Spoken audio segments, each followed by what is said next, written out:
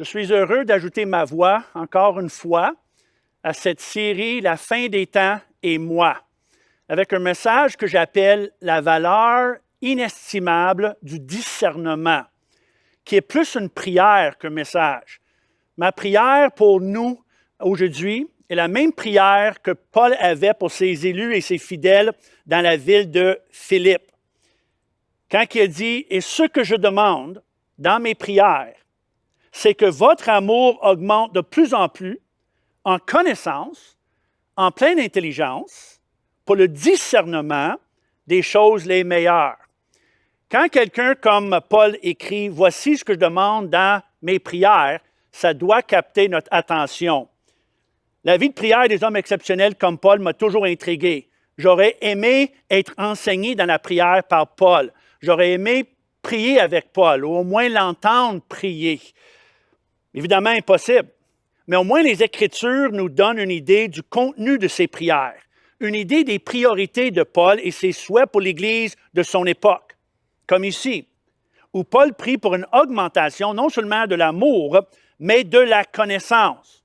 Comme je dis souvent, en tant que chrétiens, nous savons que le tombeau est vide. Il n'est pas nécessaire que nos têtes le soient aussi. Car Dieu ne nous a pas donné des capacités de compréhension, de découverte, d'apprentissage et raison pour rien. Et l'apôtre Pierre sera d'accord, parce que lui a dit dans son deuxième livre, « Faites tous vos efforts pour joindre à votre foi la connaissance, afin de passer de quelqu'un qui croit, quelqu'un qui a la foi, quelqu'un qui croit, à quelqu'un qui comprend, et à quelqu'un qui est certain, et convaincu et confiant en qu'est-ce qu'il croit et pourquoi qu'il le croit. Car il n'y a rien qui solidifie plus notre foi que la connaissance. La connaissance acquise par une bonne compréhension des choses enseignées dans ce livre, la Bible, ce qu'on appelle la parole de Dieu. Et la phrase clé de Pierre ici est « Faites tous vos efforts ». Car la connaissance et la compréhension n'arrivent pas par hasard, mais avec de l'effort. Ils n'arrivent pas par l'inspiration, ils arrivent avec la transpiration. Car le Saint-Esprit ne remplace jamais l'effort. L'apôtre Pierre nous appelle à l'effort de la lecture, l'étude, la recherche, la réflexion, la méditation, par l'effort d'écouter et d'observer, par le temps passé avec et dans ce livre, qui n'est pas toujours évident dans un monde hyper médiatisé, hyper actif comme le nôtre, avec tout ce que nos téléphones et tablettes nous offrent. Ce n'est pas facile de porter attention à une histoire dans un livre daté de plus que 2000 ans, sans photos, sans bruit, sans images, sans alerte, sans vidéo et sans couleur. Ce n'est pas toujours évident de prendre le temps nécessaire pour réfléchir comme il faut sur qu'est-ce qu'elle nous enseigne. Comme vous savez, selon une étude Microsoft, dernièrement, ils ont appris que la capacité d'attention de cette génération est réduite à 8 secondes, la plus courte dans l'histoire du monde, due à la technologie. La capacité d'attention d'un être humain, 8 secondes. Savez-vous, c'est quoi la capacité d'attention d'un poisson rouge? 9 secondes. Nous sommes pires qu'un poisson rouge en ce moment. Alors, si ce fut un effort dans le temps de Pierre, il est encore plus aujourd'hui, mais il vaut vraiment le prix de le faire. Car une des merveilles de la Bible est le plus qu'on découvre d'elle, le plus qu'on réalise, il y a encore d'autres choses à découvrir. Après avoir passé 40 ans de ma vie à étudier la Bible, à obtenir un bac, une maîtrise et bientôt un PhD en théologie biblique, je découvre encore des choses dans la parole de Dieu. Elle m'enseigne encore, elle m'apprend encore, elle m'inspire encore parce qu'elle est inépuisable, illimitée dans sa profondeur et richesse et dans sa révélation de Dieu. Un Dieu qui est aussi illimité et inépuisable dans les merveilles et mystères de qui il est. Et l'effort de joindre à notre foi la connaissance n'a jamais été plus urgent et important qu'aujourd'hui dans les temps de la fin, car elle crée en nous la qualité essentielle pour survivre comme un chrétien dans les jours que nous vivons, qui est le discernement, dont la valeur inestimable du discernement dans les jours que nous vivons, et dont la raison pour la prière de Paul. Il dit, je demande à mes prières une augmentation de votre amour, mais aussi de votre connaissance, intelligence et discernement. Car selon Paul, la connaissance nous conduit vers l'intelligence et l'intelligence nous conduit vers le discernement. La connaissance est une chose, l'intelligence est une autre chose, et le discernement est une chose de plus. Nous connaissons tous des personnes qui sont connaissants, mais non pas nécessairement intelligents. Comme nous connaissons tous des personnes qui sont connaissants et intelligents, mais qui manquent le discernement. La connaissance est l'acquisition de l'information, tout simplement, mais qui, normalement, doit nous conduire vers l'intelligence. Qu'est-ce que nous appelons la sagesse? Le gros bon sens, la raison, le savoir-vivre et le savoir-faire, la capacité de bien appliquer la connaissance aux défis de et les réalités de la vie et de faire et dire la bonne chose de la bonne façon au bon moment. Faire et dire la bonne chose de la bonne façon au bon moment. Et normalement, l'intelligence, la sagesse, doit nous conduire vers le discernement. Et l'idéal, c'est d'avoir les trois, connaissance, intelligence et le discernement. Et selon le philosophe Jean de la Brière, il a dit, après l'esprit du discernement, ce qu'il y a au monde le plus rare, ce sont les diamants et les perles. Moi, je suis d'accord avec lui sur la valeur du discernement. Elle vaut plus que des perles et des diamants. Entièrement d'accord avec lui. Mais j'espère que c'est moins rare aujourd'hui que dans son temps. Surtout parmi les croyants, les enfants de Dieu et l'Église. Nous qui sommes appelés à non seulement vivre comme des chrétiens, mais à parler comme des chrétiens et aussi à penser comme des chrétiens. Ce que nous appelons penser bibliquement. Selon les standards et les valeurs et les principes de Dieu comme décrits dans ce livre. Les standards et principes de Dieu, celui à qui nous appartenons et qui nous représentons, qui n'est vraiment pas facile aujourd'hui. Dans un monde qui non seulement s'éloigne de plus en plus des standards et valeurs de la Bible, mais qui cherche de plus en plus à imposer ces standards et valeurs sur nous, qui par tous les moyens possibles cherche à dicter la manière que nous devons penser et parler, ce que nous devons aimer et accepter, et la manière que nous devons se comporter, élever nos enfants et gérer notre famille, et qui cherche à décider pour nous de ce qui est bien et ce qui est mal. Moi, je ne suis pas du tout complotiste, mais il semble avoir un complot entre notre système d'éducation, les médias, les gouvernements et ceux qui contrôlent les diverses plateformes gigantesques des réseaux sociaux pour contrôler notre manière de penser et d'éliminer toute voix contraire, d'où vient le terme « cancel culture », la culture d'annulation. Mais qui n'est pas du tout surprenant. C'est l'apôtre Jean qui nous dit que la terre entière est sous l'influence du malin. Il ne faut pas que nous soyons naïfs. Ce n'est pas par hasard que nous sommes rendus où nous sommes rendus aujourd'hui. Il y a un dessein malin en arrière de ça, bien expliqué et bien prophétisé dans la parole de Dieu. Le Nouveau Testament nous avertit de ces desseins-là et cette influence-là du père des mensonges partout dans le Nouveau Testament.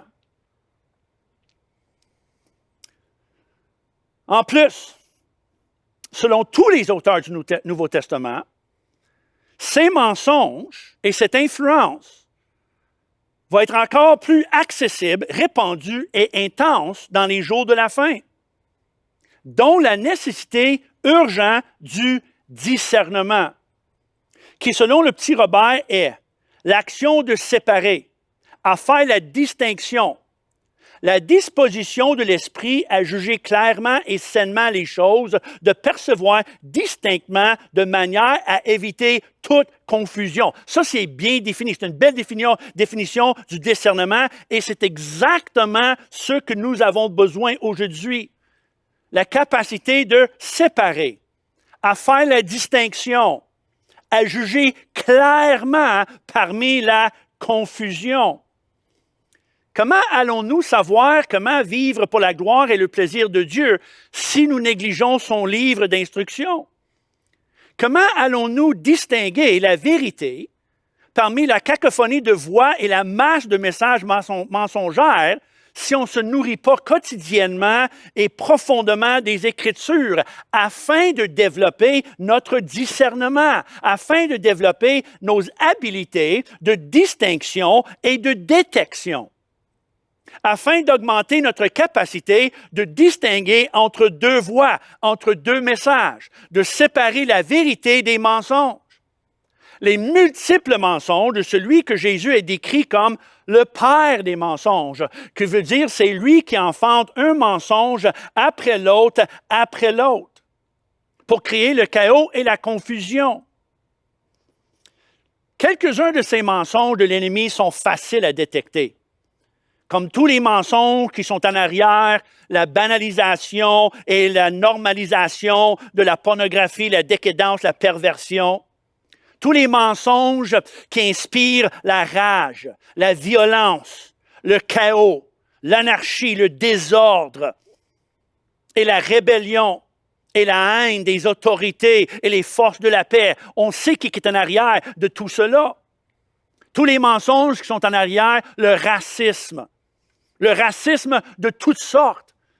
Il faut revenir à ce que Martin Luther King a déclaré dans son discours, son message sur « I've got a dream », j'ai un rêve, quand il dit « Il faut juger un homme selon la force ou le contenu de son caractère et jamais la couleur de sa peau ». Très important encore aujourd'hui et très biblique. C'est le caractère qui compte et jamais la couleur de sa peau. Mais nous savons qu'il est en arrière de toute la rage, la violence, la division, le racisme, la perversion. Ça, c'est le père des mensonges et ces mensonges-là sont très évidents. Mais il y en a d'autres qui sont moins évidents. Ils arrivent emballés un peu comme un ange de lumière, comme la Bible décrit, ou un loup déguisé en agneau. Avec un langage plus subtil et sournoise, plus sentimental, culturel, un langage de tolérance, dans un langage parfois spirituel, théologique même, qu'est-ce que Paul décrit comme les doctrines des démons. Il dit, dans les derniers jours, ils vont avoir des doctrines des démons, qui veut dire des doctrines concoctées dans les lieux habités par les démons pour nous dévier tranquillement, subtilement des principes bibliques. Il nous éloigne des principes bibliques afin de nous éloigner des pratiques bibliques et éventuellement la moralité biblique vers ce que nous appelons l'apostasie. L'apostasie prédite par les auteurs du Nouveau Testament pour les temps de la fin. L'apostasie veut tout simplement dire l'abandon de la foi et les standards chrétiens pour une forme de croyance diluée, compromise et vide de puissance et d'impact et de relation avec Dieu. Nous n'avons pas le temps de lire tous les passages du Nouveau Testament qui parlent des mensonges de la fin, mais que ce soit Jésus, Paul, Pierre ou Jean, chacun d'eux inclut la prolifération et multiplication des mensonges comme signe de la fin. Indéniable. Partout dans le Nouveau Testament, on voit ça. Il va y avoir comme une accélération, une multiplication de mensonges dans les temps de la fin. Et il nous met en garde contre être séduit, trompé, éloigné, rendu captif par eux. Comme résumé de ces passages, nous pouvons conclure que le discernement nous protège contre, puis ça, c'est tous des termes que nous trouvons dans le Nouveau Testament qui décrit les temps de la fin. Et le discernement nous protège contre les doctrines des démons, les esprits séducteurs, les sectes pernicieuses, les paroles trompeuses, les discours séduisants, l'apostasie, les fables et la folie.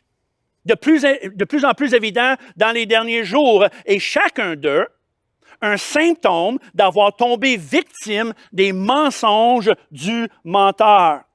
L'apôtre Paul a dit à son jeune protégé Timothée, « Il viendra un temps, il parle des temps de la fin, où les hommes vont détourner l'oreille de la vérité et se tourneront vers des fables, des mensonges, des inventions, des fabrications.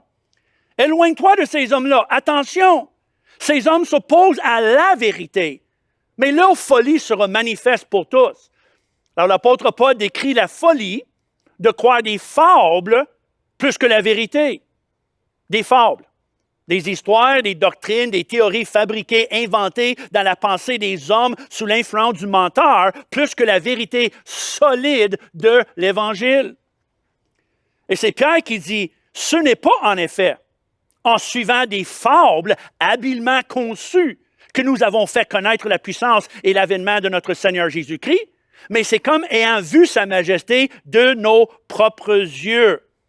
Et c'est ce qu'on appelle, l'apôtre Pierre, il dit, notre foi est solide, tangible. Nous avons témoigné les choses qu'on vous raconte, et ce n'était pas juste une ou deux personnes, c'était des dizaines et des centaines de personnes. Et il dit, demeurons sur ce qu'on appelle la foi orthodoxe. Élimine les fables et la folie et les théories qui dévient de la foi orthodoxe, solide, stable, certaine, de laquelle nous n'avons jamais à avoir honte ou à douter que Jésus est le Fils de Dieu. Il est né d'une vierge.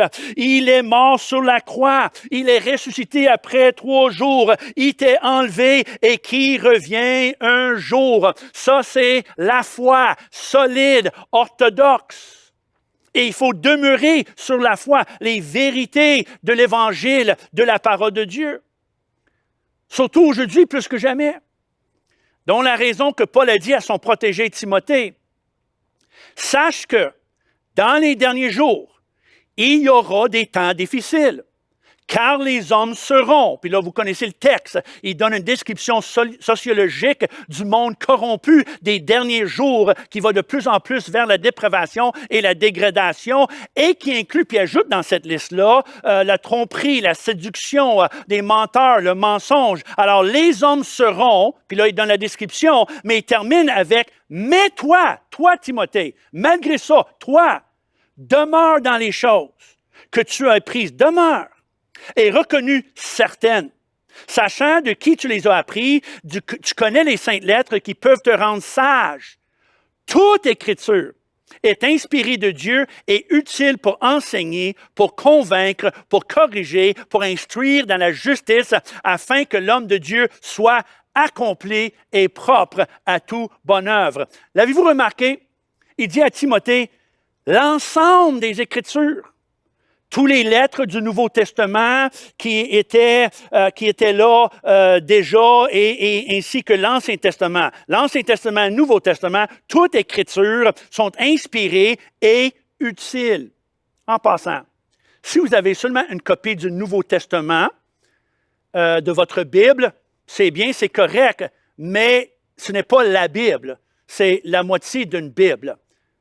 Allez chercher aussi l'autre partie, l'Ancien Testament, pour avoir une Bible entière. Parce que la Bible n'est pas seulement Nouveau Testament, c'est l'Ancien et Nouveau ensemble. L'ensemble des Écritures est utile. Et moi, je dirais plus que jamais utile dans les temps de la fin, où le discernement est d'une valeur inestimable. Pour bien distinguer la vérité à travers la cacophonie de voix et images qui cherchent à imposer leurs valeurs et croyances sur nous et qui malheureusement sont souvent catégoriquement opposées à celles de Dieu. Et je ne blâme personne, encore une fois. C'était tout prophétisé, puis nous savons qu'en arrière de ces mensonges est le père des mensonges.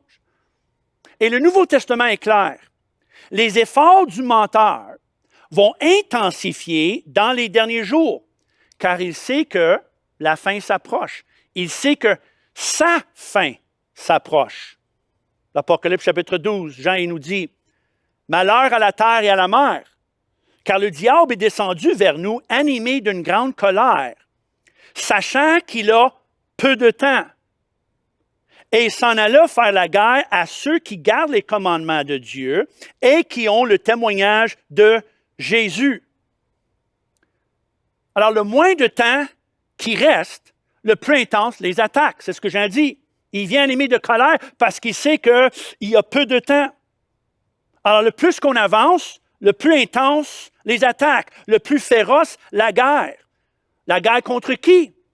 Contre tout ce que Dieu aime, tout ce que Dieu représente et tous ceux qui appartiennent à Dieu. Remarque ce qu'il dit. Il fait la guerre contre qui? À ceux qui gardent les commandements de Dieu, la parole de Dieu et qui ont le témoignage de Jésus. Il parle de l'Église, les croyants, les chrétiens. Alors, dont la raison pour avoir un bon discernement.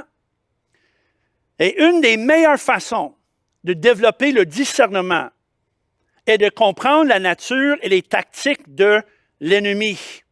Ça m'aide personnellement. Personnellement, moi, mon discernement, pour m'aider avec le discernement, c'est oui, de connaître la vérité. C'est de lire, méditer, étudier, croire la vérité de la parole de Dieu, la vérité de Dieu, de m'attacher à Dieu, le Père, le Fils et le Saint-Esprit, et de me baigner, si vous voulez, dans la vérité, évidemment, oui. Mais aussi, une autre manière de développer le discernement qui m'aide beaucoup, moi, personnellement, c'est aussi de ne pas être ignorant ou naïf par rapport à l'ennemi, par rapport au menteur et le père des mensonges. C'est l'apôtre Paul qui a dit, afin de ne pas laisser à Satan l'avantage sur nous. On veut lui donner aucun avantage. On ne veut pas lui donner la main haute sur notre vie. Nous n'ignorons pas ses desseins. So, l'apôtre Paul a dit, une des façons pour vivre et survivre et vaincre par la vérité et vaincre le menteur, c'est d'avoir le discernement. Et le discernement vient par connaître la nature et les tactiques de l'ennemi pour ne pas lui donner un avantage. Alors, il faut connaître sa nature et ses tactiques. Et ses tactiques, ben, c'est le mensonge. Il y a seulement une arme. Il est menteur et c'est le mensonge. Mais il est très habile avec cette arme. Il est menteur et le père des mensonges. Mais c'est la seule arme qu'il a, la seule tactique. Ça, c'est ses tactiques. Mais sa nature, il faut connaître aussi sa nature. Sa nature est qu'il est rebelle, voleur, meurtrier, antichrist, avec une haine viscérale de Dieu. Père, Fils et Saint-Esprit, et aussi de tout ce que Dieu chérit et tout ce que Dieu valorise. Il a une haine pour tout ce qui est important pour Dieu. Il a une haine non seulement pour Dieu, mais il y a une haine pour la vérité. Il n'aime pas la vérité. Il est menteur. Ça l'expose dans ses mensonges. Alors, il n'aime pas la Bible. Il n'aime pas la vie. Il n'aime pas la famille. Il n'aime pas Israël et tout ce que Israël représente bibliquement et historiquement. Il n'aime pas l'Église dont vous et moi, nous sommes engagés dans un combat, dans une guerre qui, selon Jean, va devenir de plus en plus intense. Et quand que nous connaissons la nature de l'ennemi, on sait qui est en arrière des mensonges et des influences qu'on remarque aujourd'hui. Alors, dès qu'on connaît ses tactiques, comme l'apôtre Paul dit, bien là, il n'y a plus d'avantage. On connaît ses desseins. Alors, tout de suite, connaissant ça, nous devons se méfier de tout message, doctrine, théorie, discours, enseignement qui va dénigrer, défaire ou chercher à détruire ou éliminer une de ces choses. Nous devons tout de suite se méfier des termes comme déconstruire, redéfinir des principes, des pratiques ou des institutions bien établies dans les Écritures. Alors, pour nous aider, en conclusion, laissez-moi vous énumérer pour vous une liste de mensonges qui doit tout de suite sonner des alarmes dans notre esprit, dans nos pensées, et qui nous devons rejeter, résister, parce qu'on sait qu'il est en arrière de ces mensonges-là. Sachant qu'est-ce que Satan haït, on sait qu'est-ce qu'il attaque et on sait qu'il attaque par des mensonges. Alors, on détecte avec discernement, on est capable de détecter, distinguer les mensonges des vérités. Alors, nous voulons évidemment rejeter toute doctrine, message, enseignement ou théorie ou discours qui nie l'existence d'un Dieu créateur. 3 en 1. Qui est l'auteur de toute vie et qui a créé la terre et l'univers par la parole de sa bouche, comme décrit en Genèse. Par l'amour pour la vérité, nous croyons dans l'existence d'un Dieu créateur, 3 en 1, qui a créé la terre, l'univers et l'être humain, comme c'est décrit en Genèse. Et tout ce qui vient pour dénigrer, dévaloriser, semer le doute dans cette vérité, on le résiste, on le rejette, on sait qui est en arrière de ça. En plus, nous rejetons toute doctrine, message, enseignement, discours ou pratique ou théorie qui favorise enlever la vie que de la protéger et la préserver. Parce que nous croyons à la vie. Nous croyons à la valeur d'une vie, la valeur de chaque vie, chaque personne. Nous croyons à préserver la vie. Nous croyons que nous sommes appelés à protéger la vie, des plus petits aux plus âgés, des forts et des faibles, ceux qui sont en santé et ceux qui sont malades. Nous croyons que nous devons préserver et protéger surtout la vie des plus vulnérables. Car la vie est un don de Dieu. L'être humain est créé en son image et mérite la dignité, la protection, la préservation, le respect, car Dieu est l'auteur de la vie. Et nous savons que l'ennemi est un meurtrier qui cherche à voler, égorger et détruire. Et c'est certain qu'il haït la vie. Il haït l'être humain, l'apogée de la création de Dieu, fait à l'image de Dieu. Alors nous, on rejette tout ce qui veut enlever la vie plus que la protéger ou la préserver. Nous rejetons toute doctrine, message, enseignement, théorie ou discours qui dénigre ou dévalorise ou qui cherche à redéfinir la famille et le rôle important de la mère et le père dans la vie d'un enfant ou les personnes qui tentent à redéfinir ou détruire la famille nucléaire ou décourager la procréation. Car nous croyons à l'importance de l'unité familiale, comme établie et décrite par Dieu dans sa parole. Nous croyons aussi dans les qualités distinctes, mais magnifiques et merveilleuses d'un homme et d'une femme. Et nous croyons à l'unité familiale. Nous aidons, comprenez quelque chose. Nous, ici, à l'Église Nouvelle Vie, nous aidons, appuyons, aimons, acceptons les familles de toutes sortes. Avec compassion, nous comprenons que ce n'est pas facile. Nous comprenons qu'il y a des familles qui sont divisées, des familles qui sont différentes, des familles qui sont dysfonctionnelles. On comprend tout cela et nous sommes là pour tout le monde. Mais nous cherchons quand même à préserver l'idéal, qui est la famille, avec père, mère et enfants, comme le plan de Dieu est aussi d'une grande valeur pour la société. Alors, nous rejetons tout mensonge qui veut redéfinir, dévaloriser, dénigrer la famille, ou la mère, ou le père, avec leur rôle distinct. Nous savons qu'il est en arrière de ça. Nous rejetons toute doctrine, message, enseignement, théorie et discours qui méprise Israël, qui cherche à éliminer Israël, qui dénigre son importance ou son rôle dans le monde et les jours de la fin. Comprenez quelque chose? Il faut discerner entre un désaccord politique avec Israël et une rage antisémite irrationnelle. Comme Pasteur Claude a bien communiqué dans ses derniers messages, un des signes de la fin et l'établissement d'Israël comme pays légitime en 1948, comme prophétisé dans la Bible. C'est un des accomplissements de les prophéties de la Bible qui justement est un des signes que nous arrivons vers la fin. Alors nous croyons, nous ne méprisons pas Israël. Nous n'attaquons pas Israël. On ne va pas dénigrer l'importance ou le rôle d'Israël. Parce que nous croyons que Dieu a un plan pour Israël. Il y a des promesses pour Israël. Et que nous, les chrétiens, devons une dette à Israël, les Juifs, pour les Écritures, pour l'Évangile. Nous devons prier pour Israël, prier pour sa paix, sa protection et surtout son salut. Mais nous savons qui est en arrière. Toutes ces exagérations, toute cette violence, toute cette rage pour le petit pays d'Israël. Nous savons qui est en arrière de ça. En plus, nous rejetons toute doctrine, message, enseignement ou théorie qui dénigre l'Église, divise l'Église, cherche à redéfinir l'Église. Populaire aujourd'hui, comme si elle doit être vécue d'une manière invisible, vécue à la maison, cachée, devant nos écrans, en petits groupes dans nos salons, sans adresse, sans bâtiment, sans communauté. Arrière de ces mensonges est le père des mensonges qui n'aime pas l'Église. Il n'aime pas l'Église pour des raisons multiples. Comprenez quelque chose.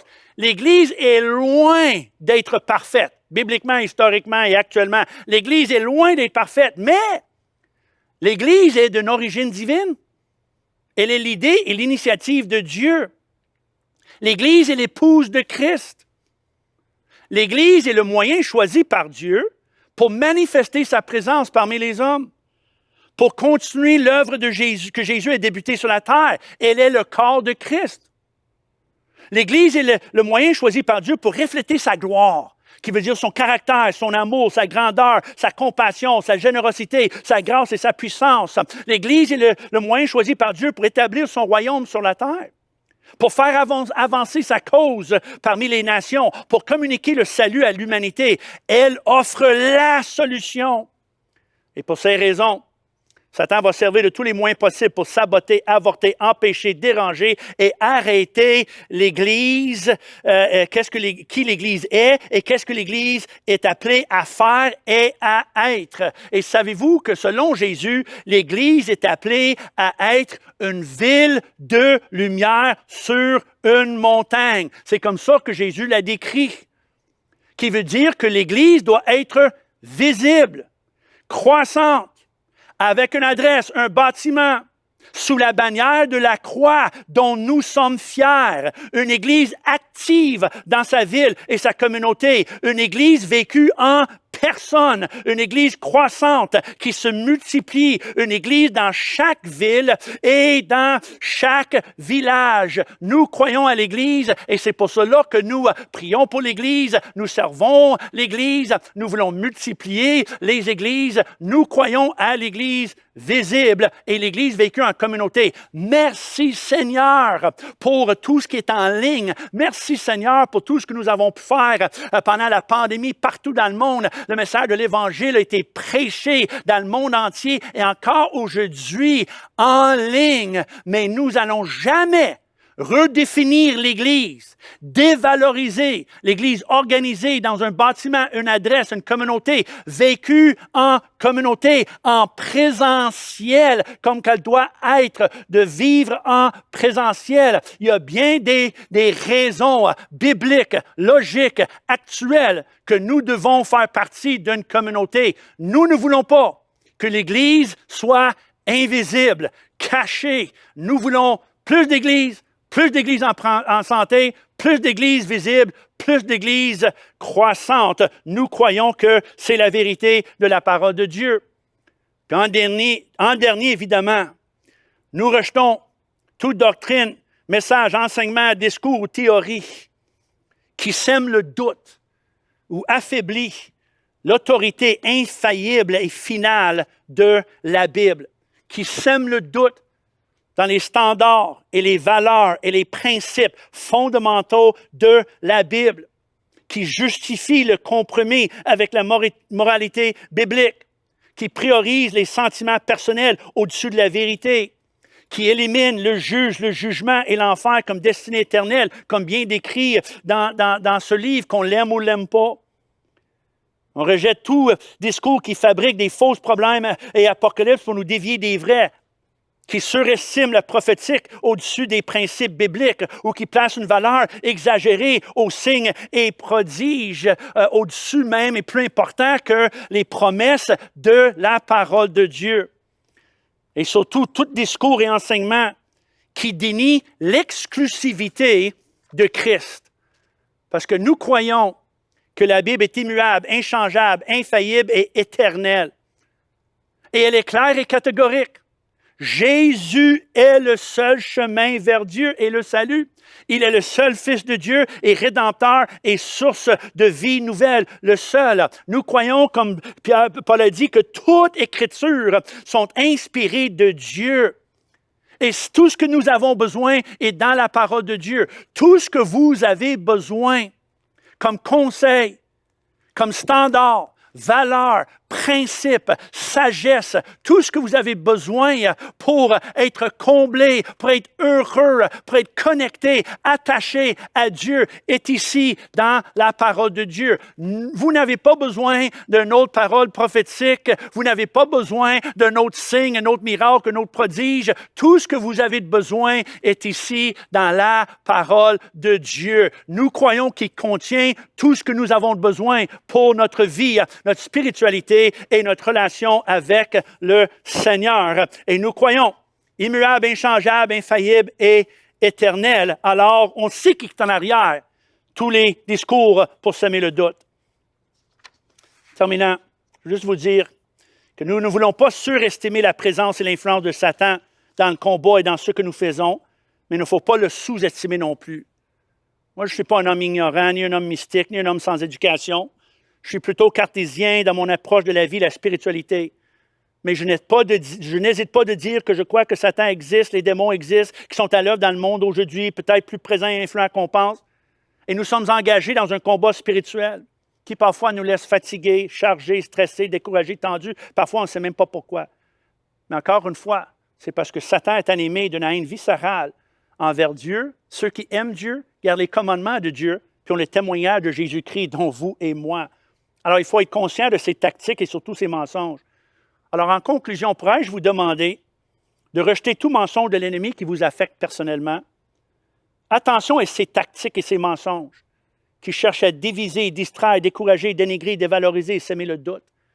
Il va chercher à diviser des couples, diviser des familles, diviser des églises, diviser des amis, à nous distraire avec mille et une activités, amusements, soucis et préoccupations, nous décourager par les pressions de la vie, les défaites, les échecs, la parole des autres. Il va aussi chercher par ses mensonges à dénigrer, dévaloriser notre valeur, notre contribution, notre service, notre importance, notre standing et notre rôle. Et il va surtout semer le doute dans notre esprit, nos pensées, notre cœur. Semer le doute en la parole de Dieu, la présence de Dieu, les promesses de Dieu et l'amour de Dieu et l'efficacité de nos prières. Nous sommes dans un combat intense. Nous ne pouvons pas combattre tout seuls. Nous avons besoin les uns les autres, ainsi que la parole, la vérité. La vérité, on va vaincre l'ennemi par la vérité lue, entendue et crue. J'ai débuté avec une prière, puis je termine avec une prière. Une prière très pertinente pour les jours dans lesquels nous vivons. C'est une prière que nous trouvons en Actes chapitre 4, la prière d'une jeune église, la première église, les premiers croyants et disciples qui ont été menacés et demandés de ne plus parler au nom de Jésus. Et voici leur prière, puis on termine avec cette prière. Et je vous invite à faire cette prière avec eux. C'est tellement pertinent pour les jours dans lesquels nous vivons. Ça nous dit qu'après les menaces, ils élevèrent à Dieu la voix tous ensemble et dirent, « Seigneur, toi qui as fait le ciel, la terre, la mer et tout ce qui s'y trouve, c'est toi qui as dit par le Saint-Esprit, par la bouche de ton serviteur David. » Alors tout de suite, ils sont convaincus que Dieu est le Créateur, que Dieu est présent, que Dieu entend les prières. Ils citent la parole de Dieu parce qu'ils savent que la parole de Dieu est vraie. Alors il dit, le Saint-Esprit a dit par David, « Pourquoi ce tumulte parmi les nations et ces vaines pensées parmi les peuples? Les rois de la terre se sont soulevés et les princes se sont ligués contre le Seigneur et contre son oint, Jésus. » Même eux, ils disaient, il semble avoir comme un complot contre l'Évangile et la vérité. Puis là, ils prient, « Maintenant, Seigneur, vois leurs menaces. Donne à tes serviteurs d'annoncer ta parole avec une pleine assurance. » L'avez-vous remarqué? Ils n'ont pas prié que Dieu élimine les attaques, que Dieu élimine les mensonges, que Dieu élimine ceux qui les menacent. Ils n'ont pas prié pour le confort. Ils n'ont pas prié pour une absence de la guerre. Ils ont prié pour l'assurance. Ils ont prié pour la confiance. Ils ont prié pour le courage. Et c'est ce que nous voulons et nous devons prier aujourd'hui. Ce n'est pas facile, mais Seigneur, face aux mensonges, face aux attaques, face, Seigneur, à tout ce que nous vivons dans ces derniers jours, nous prions, Seigneur, nous ne cherchons pas une vie plus facile, nous ne cherchons pas le confort, nous savons que ça va s'intensifier, mais ce que nous prions, c'est d'avoir la connaissance, la compréhension, la conviction, le courage de notre foi, de ne pas être écrasé, découragé, ébranlé par ce que nous vivons. Alors moi, je vous encourage, tenons-nous avec et dans la vérité. Et comme l'apôtre Paul, nous disons, je n'ai point honte de l'Évangile. Je vais communiquer l'Évangile avec grâce, avec humilité, avec respect, avec amour, mais je n'ai point honte de l'Évangile, je n'ai point honte de l'Église, je n'ai point honte de Jésus-Christ, je n'ai point honte de Dieu et je n'ai point honte de la parole de Dieu. Moi, je suis fier de Dieu, fier de Jésus, notre Sauveur, notre Rédempteur, notre champion, notre Seigneur qui revient un jour bientôt. Moi, je suis fier de lui, de sa parole et de la vérité. Et Seigneur, je prie que tu accordes à tous et chacun de nous le discernement que nous avons besoin aujourd'hui, qui est d'une valeur estimable pour être un chrétien victorieux dans les jours de la fin. Demeurons en ligne. Il y a un dernier moment de louange, d'adoration, et je vous invite à prier cette prière comme les disciples ont fait dans le livre des Actes, chapitre 4, pour dire, Seigneur, donne-nous encore l'assurance et la conviction de notre croyance.